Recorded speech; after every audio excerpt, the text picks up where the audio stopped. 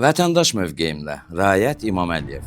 Ötən həftə Milli Məclisdə xanım deputatlardan birinin yazılı mətni üzündən oxuya bilməməsi kəskin tənqid olundu. Yadınızdadırmı?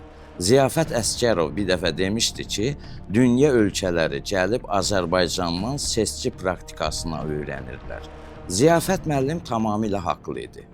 Bizim seçki praktikasını dünya ölkələrin seçki rəhbərləri gəlib öyrənmək istəsələr belə öyrənə bilməzlər.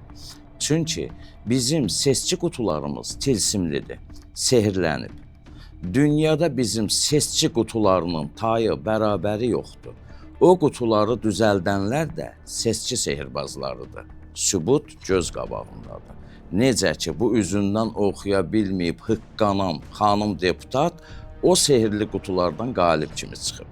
Necə ki, suyun ölçü vahidi vedrədir deyən Siyavuş müəllim, uşaq pulu kişiləri tənbəlləşdirir deyən Günay Ağamalı, dilimizi bilməyib iddia sözü ilə ideya sözünü qarışdıran Mixail Zabelin, arvad kəlməsi dilimizdən yığışdırılmalıdır deyən Bəhruz Məhərrəmov, çıxış mövzusu yalnız i, u, ü hərflərindən ibarət olan mərhum Xan Hüseyn Kazımlı, göyərçinləri yemləyən cərimələnməlidir deyən Sahib Aliyev, həmçinin də bu üzündən oxuya bilməyən xanım deputat da hamısı o sehirli qutuların və seçki sehirbazlığının əyani sübutudur.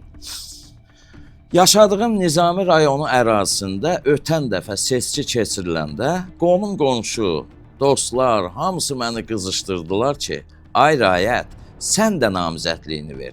Kimdən əskiysən? Ziyalısan, həm də qazisən, müəllim işləmisən. Qoy biz də toyda yasta deyək ki, deputat Rayət İmaməliyevlə qonşuyuq. Toylarımıza, yaslarımıza gəl, biz də bir genələk. Ən real rəqibim də indiki deputatımız Könül Nurullayev olacaqdı. Biraz pulum zadım var idi, adamlar da var idi, yəni təbliğat, təşviqat kampaniyasında çətinliyim olmayacaqdı. Beynimə batdı bu fikir. Hazırlıqlara başlamaq istədim. Axşam deputatlıq arzusu ilə paltarlarımı soyunub yerimə girdim. Yuxuda gördüm ki, seçkidir. Cəmi 1000 nəfər seçicidir. Bu seçicilərin 1000-i də Rayət İmaməliyev adını qeyd eləyib qutuya atıblar. Seçki bitəndə də həmin qutuları açıb sayanda görürəm ki, bütün qutulardan Könül Nurullayevanın adı çıxır. Haqsızlıqdır deyib qışqıranda, yuxudan ayılıb çarpaydan nətə yerə yıxıldımsa, yaxşı ki, o yuxunu gördüm. Yoxsa pullarım da batacaqdı, adamları da avara edəcəkdim. İnandım ki, bu yuxu əslində elə həqiqət kimi bir şeydir. Və bu deputatlıq sevdasından vaz keçdim. Razi Nurullayev üzündən oxuyanda hıqqanan o xanım deputata qaymar çıxıb deyir ki, nitqi qüsuru, ana dilimizdə danışmağa çətinlik çəkənə irad bildirmək lazım deyil. Ay Razi müəllim, qadanızı alım.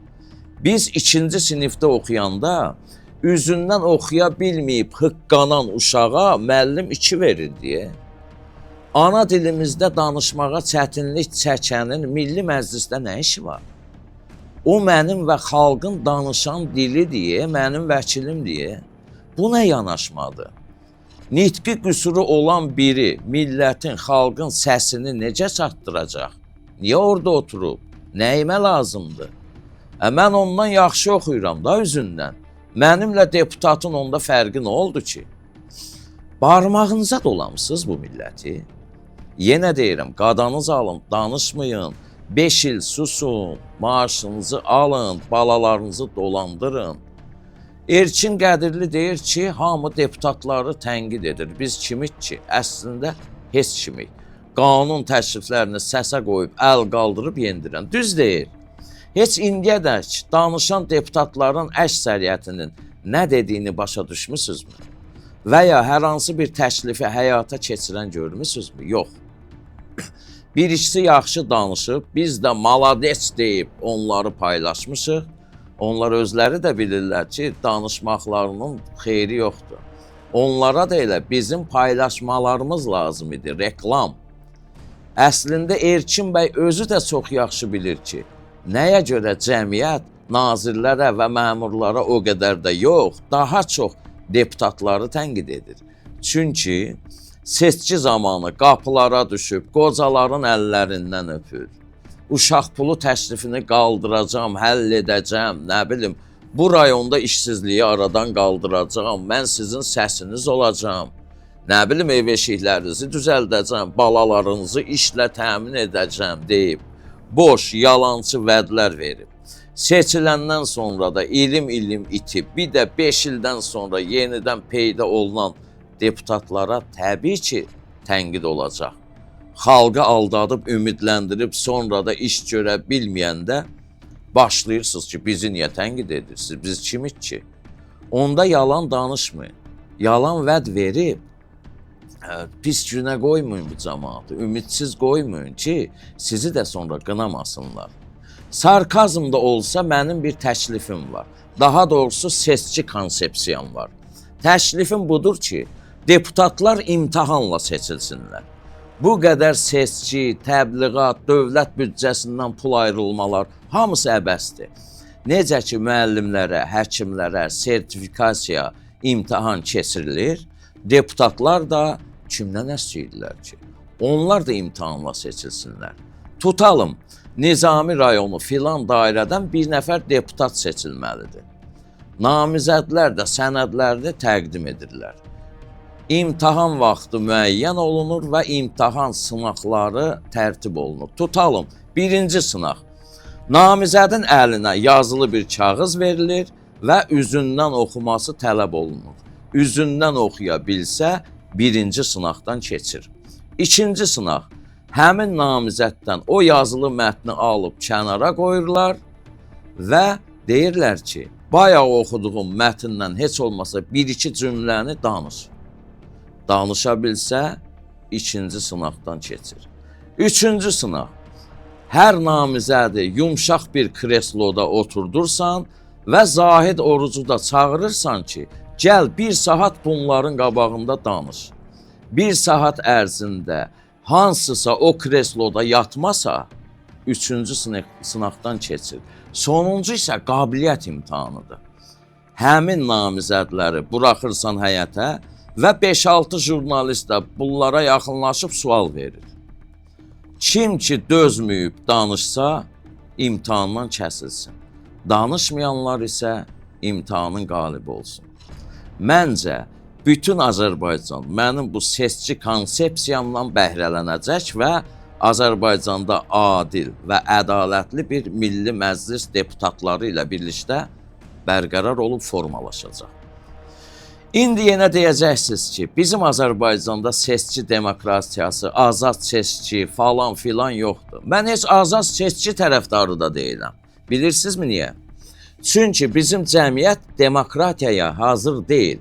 Bu cəmiyyətdə kim ucadan qışqırsa, kim möhkəm söyüş söysə, kimin çığırtısı, bağırtısı, hap-copu, yalanı maraqlı olsa, ona səs verəcək.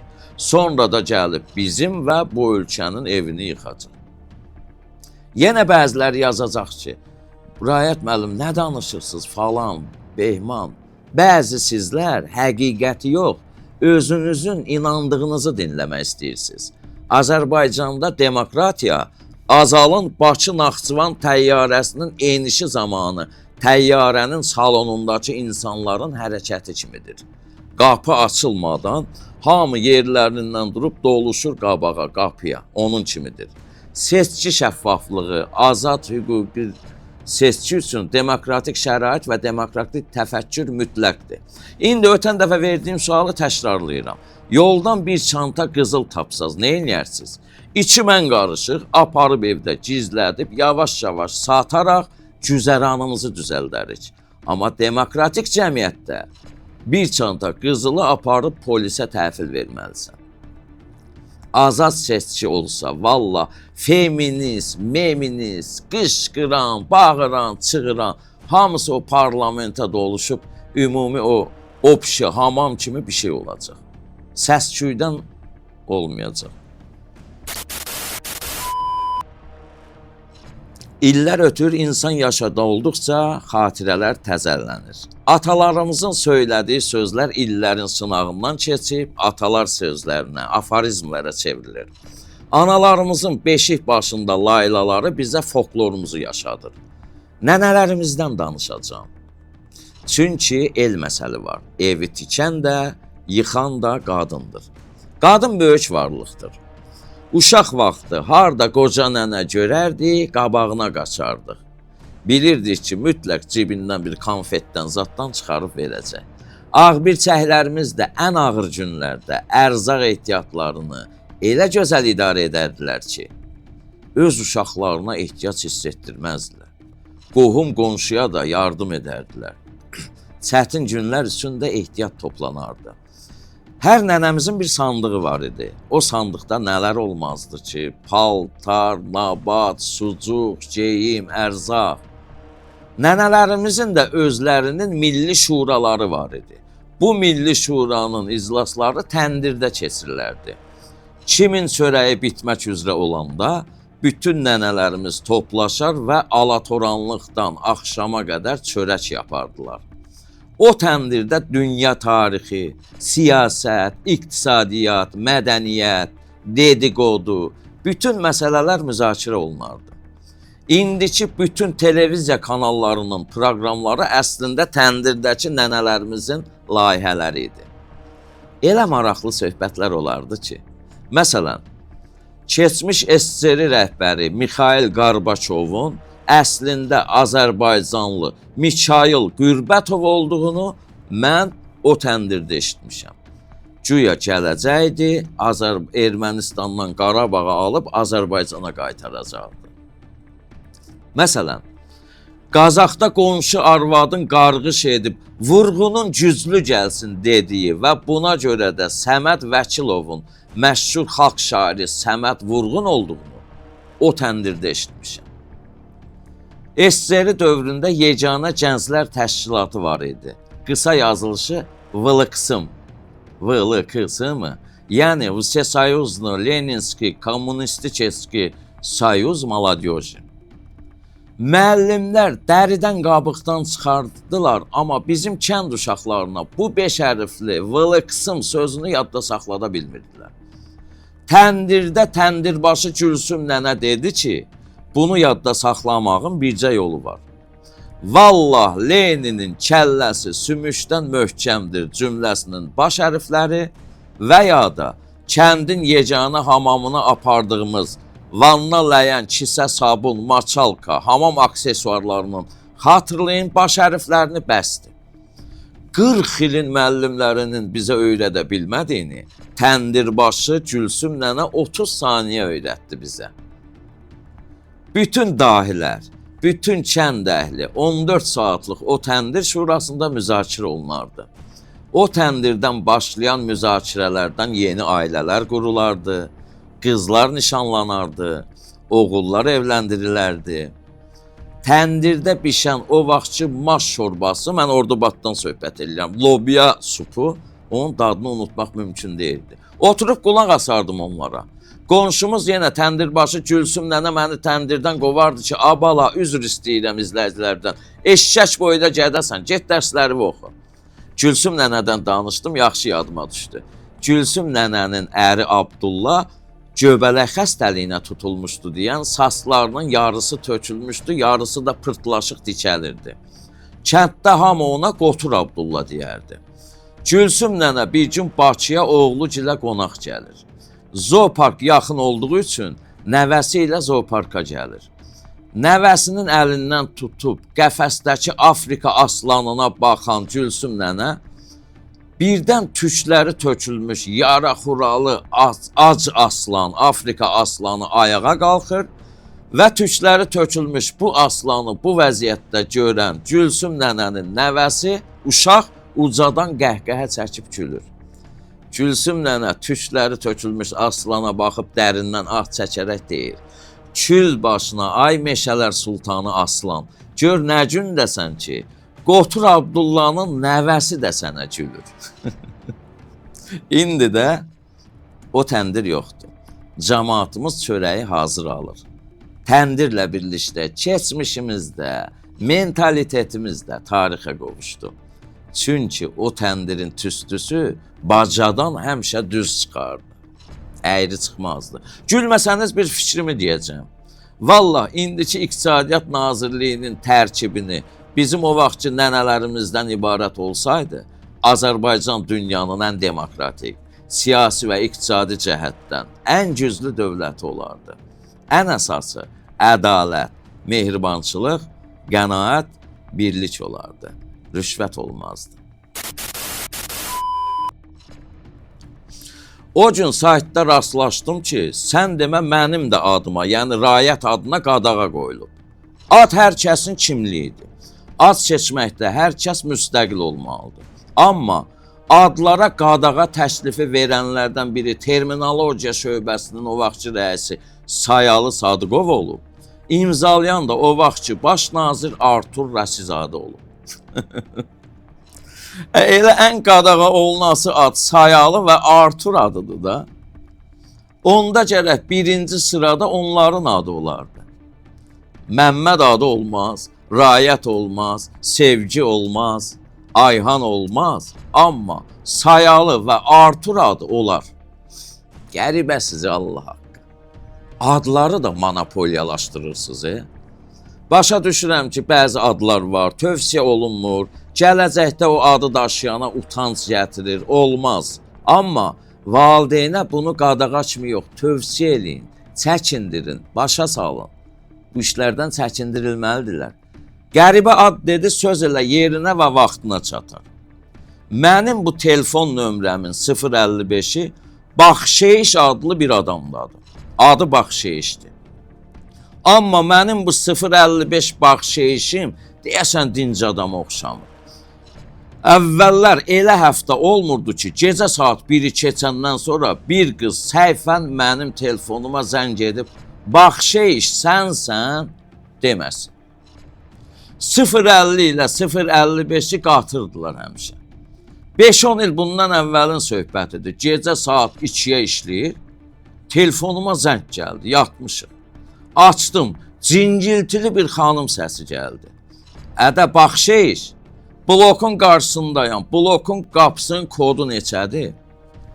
Mən də yuxulu-yuxulu, ay xanım, gecə saat 2-də Baxşeyiş kimdir, hara zəng etmisiniz, nə kod?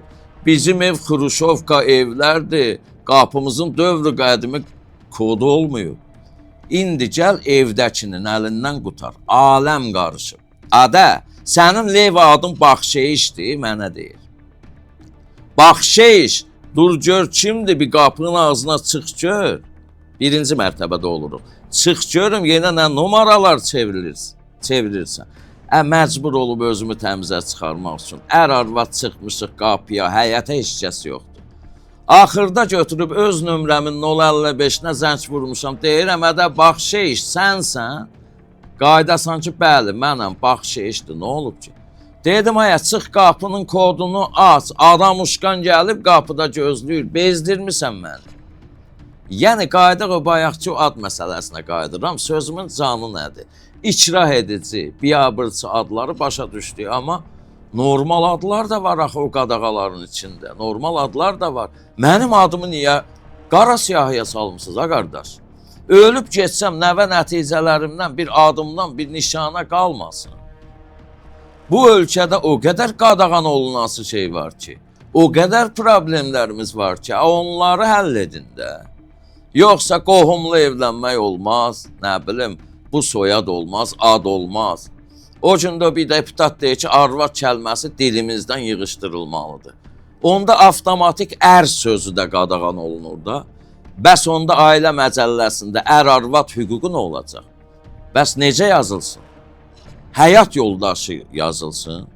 Nə biləcəksən həyat yoldaşı kişinin hüququdur, ərin hüququdur, arvadın hüququdur.